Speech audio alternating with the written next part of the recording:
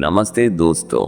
क्या कभी आपने महसूस किया है कि इस भागती दौड़ती दुनिया में जहां हर कोई अपनी धुन में मस्त है, कुछ ऐसे पल भी होते हैं जो हमें इंसानियत पर अटूट विश्वास दिलाते हैं। कुछ ऐसी घटनाएं जो हमारे दिलों को छू जाती हैं और हमें याद दिलाती है कि अच्छाई आज भी जिंदा है। आज मैं आपको एक ऐसी ही कहानी सुनाने जा रहा हूँ जो आपके मन को शांति और प्रेरणा से भर देगी।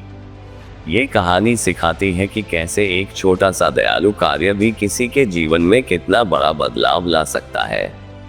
तो चलिए गहराई में उतरते हैं और महसूस करते हैं उस मानवीय स्पर्श को। एक बार की बात है, घने जंगलों के बीच एक छोटा सा गांव था, नर्मदापुर। नाम के अनुरूप ही यहाँ के लोग साधारण जरूर थे, लेकिन उनके दिलों में एक अटूट आशा और दूसरों के प्रति गहरी सहानुभूति का भाव था। इसी गांव में रहती थी एक बूढ़ी महिला जिनका नाम था पार्वती अम्मा। पार्वती अम्मा अकेली थी। उनके पति का देहांत कई वर्ष पहले हो चुका था और उनके बच्चे शहर में अपने अपने कामों में व्यस्त थे। उनकी एकमात्र सहारा थी उनकी पुरानी कमजोर गाय गौरी। गौरी ही उनके दूध का स्रोत थी और उनके छोटे मोटे खर्चों के लिए कुछ पैसे जुटाने का जरिया भी। एक दिन गांव में भारी बारिश हुई।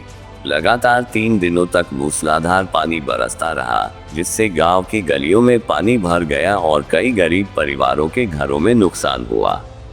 पार्वती अम्मा का छोटा सा कच्चा घर भी पानी से भर गया। किसी तरह उन्होंने और गौरी ने एक ऊंचे टीले पर शरण ली।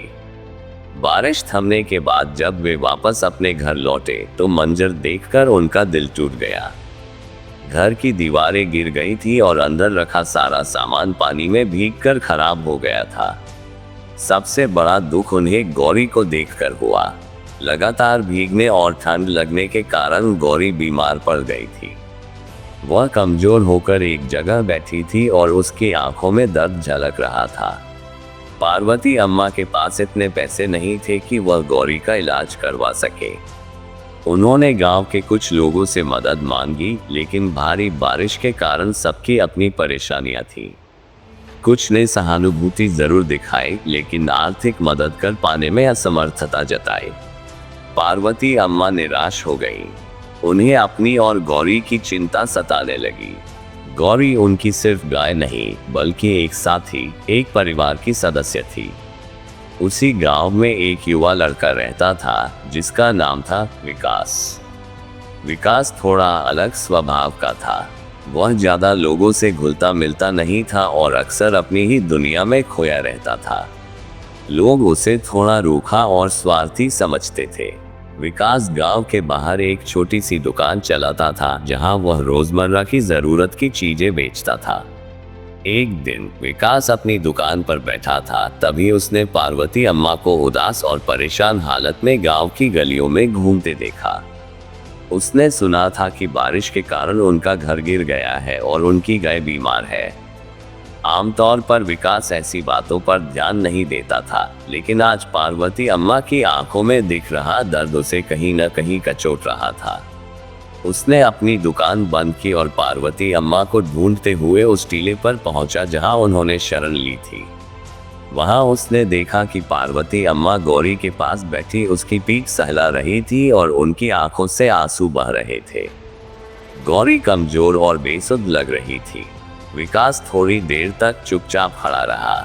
फिर उसने हिम्मत करके पार्वती अम्मा से पूछा, अम्मा जी, क्या हुआ गौरी को?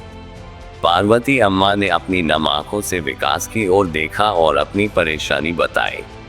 उन्होंने बताया कि उनके पास गौरी का इलाज करवाने के लिए पैसे नहीं हैं और उन्हें डर है कि वह उससे खो देंगी।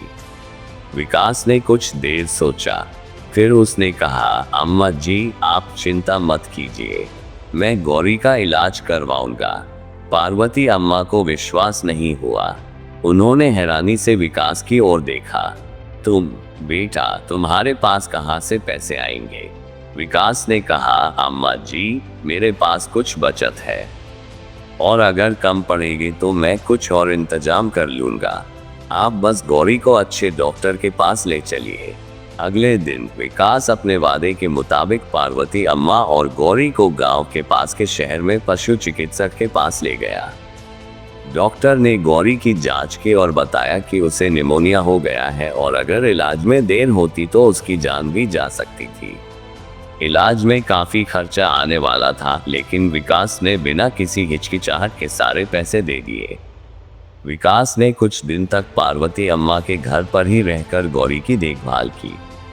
वह उसे समय पर दवाइयां देता और उसकी सेवा करता। पार्वती अम्मा विकास के इस व्यवहार से बहुत भावुक हो गई। जिस लड़के को गांव वाले स्वार्थी समझते थे, वह आज उनके और गौरी के लिए भगवान बनकर आया था। धीरे धीरे गौरी की तबीयत सुधरने लगी। पार्वती अम्मा की आंखों में अब आंसू नहीं, बल्कि विकास के लिए कृतज्ञता के भाव थे। गांव के लोग भी विकास के इस बदले हुए रूप को देखकर हैरान थे। उन्हें विश्वास नहीं हो रहा था कि वही विकास, जो हमेशा अपनी दुनिया में गुम रहता था, आज इतना बड़ा मानवीय कार्य कर रहा है। एक शाम जब गौरी पूरी तरह से ठीक हो गई, तो पार्वती अम्मा ने विकास को अपने पास बुलाया। उनकी आंखें नम थी। उन्होंने विकास का हाथ अपने हाथों में लिया और कहा, बेटा, तूने मेरी और मेरी गौरी की जान बचाई है। मैं तेरा यह एहसान कभी नहीं भूलूंगी। भगवान तुझे हमेशा खुश रखे। विकास ने विनम्रता से कहा, अम्मा जी, मैंने तो बस अपना फर्ज निभाया है। गौरी भी तो हमारी अपनी है।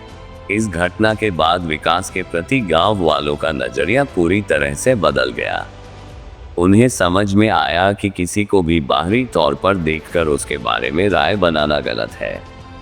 विकास के हृदय में छिपी हुई करुणा और मानवता ने सबको एक नया सबक सिखाया था। पार्वती अम्मा और गौरी फिर से खुशहाल जीवन जीने लगे। और विकास अब अकेला नहीं था। उसने अपने छोटे से कार्य से पूरे गांव का दिल जीत लिया था। लोग अब उससे प्यार करते थे और उसका सम्मान करते थे। उसे समझ में आ गया था कि सच्ची खुशी दूसरों की मदद करने में ही मिलती है। ये कहानी हमें सिखाती है कि मानवता किसी बाहरी दिखावे या धन दौलत की मोहताज नहीं होती। ये तो हृदय में छिपी हुई वह भावना है जो हमें दूसरों के दुख में दुखी होने और उनकी मदद करने के लिए प्रेरित करती है। एक छोटा सा दयालु कार्य भी किसी के जीवन में रोशनी भर सकता है और दुनिया को एक बेहतर जगह बना सकता है। तो दोस्तों, इस कहानी से हमें क्या सीख मिलती है?